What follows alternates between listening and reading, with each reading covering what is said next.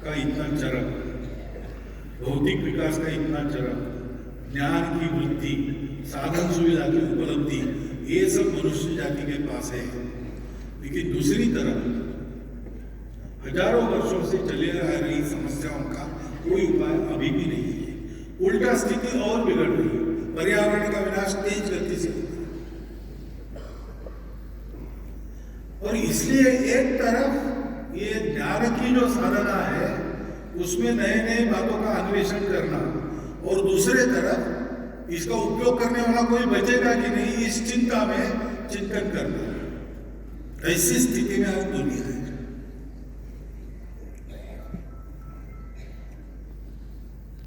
और भी इस परिस्थिति का पहलू ऐसा है कि ऐसी दुविधा में फंसा दुनिया भर का मनुष्य ये सोचता है कि इसका उपाय हमको भारत से मिलेगा। ये क्यों सोचते हैं?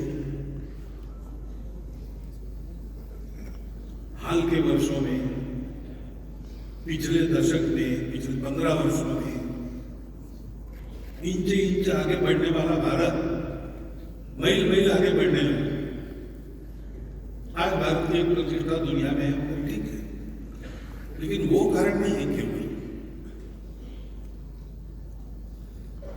जिन प्रश्नों के उत्तर दुनिया के पास नहीं है, उन प्रश्नों के उत्तर देने के लिए जो चिंतन चाहिए, जो बुद्धि चाहिए, जो मन चाहिए और जो व्यवहार की आदत चाहिए, वो भारत के पास है।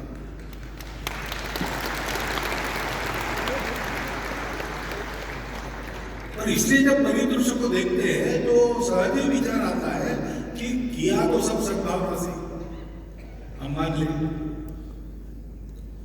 क्योंकि मनुष्य या कोई भी जीव, वैसे कहे तो सृष्टि का जड़ चेतन, वो सुख के पीछे ही भागता है।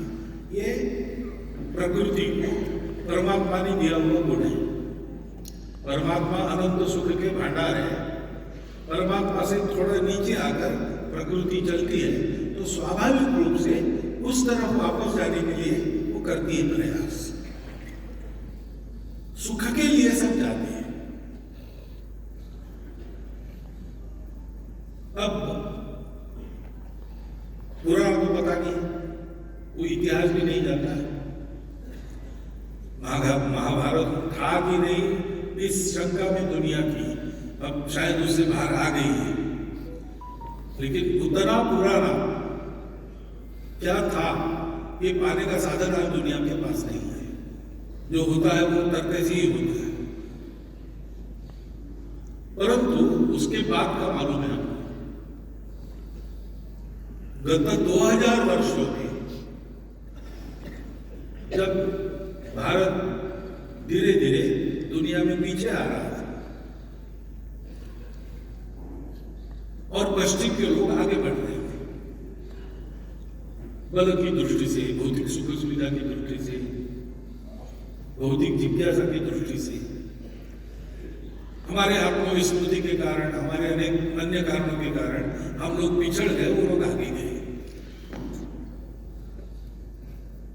तो एक स्वाभाविक अहंकार उनके मन में ऐसा था जिसके चलते उन्होंने कहा कि सारी दुनिया को हम सुखी करेंगे।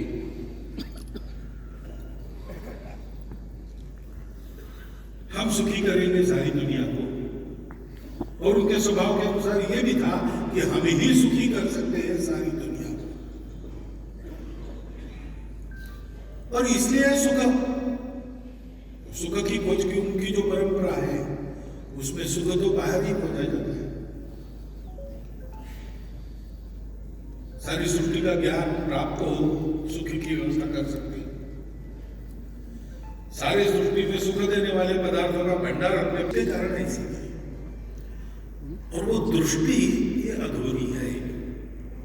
आज के विश्व में जो सारी दुविधा दिखती है उसके मूल कारण भी ये अधूरी दृष्टि है। उन्होंने विश्व को कैसे समझा? उन्होंने समझा कि विश्व ये जड़ है, जड़ता ही मूल है। जो जो चैतन्य आता है वो भी जड़ पदार्थों के परमाणु कणों के संयोग से ऊर्जा उत्पन्न होती है। मूल तो जड़ है, असत है, उससे सत उत्पन्न होता है, चैतन्य उत्पन्न होता है। अब जब जड़ का अध्ययन करते, भौतिकता का अध्ययन करते